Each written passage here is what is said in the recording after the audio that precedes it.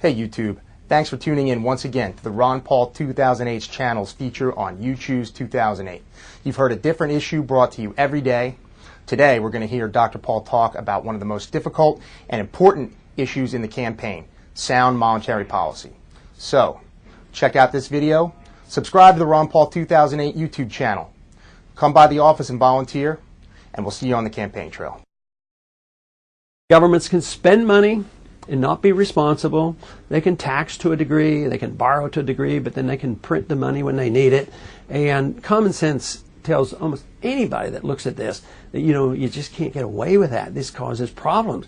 Because if we double the money supply, which we do in not too many years, why wouldn't that money have half the value?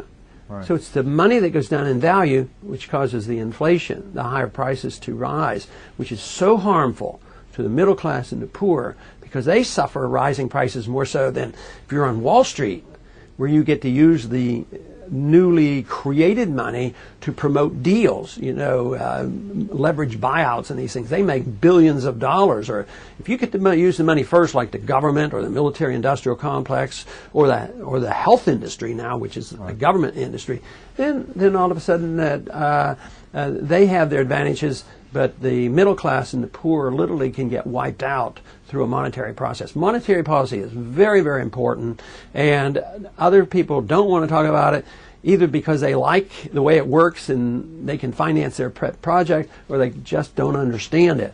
But the American people, I find, are understanding this better than a lot of people here in Washington. Is this the so-called inflation tax you talk about quite often?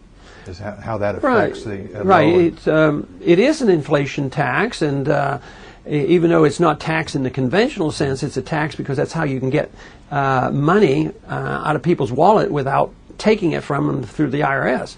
So if you double the money supply and your dollar goes down 50%, the government has literally stolen 50% of the value of your money. So it is an inflation tax, and it's very, very unfair, and it is the most regressive tax we have.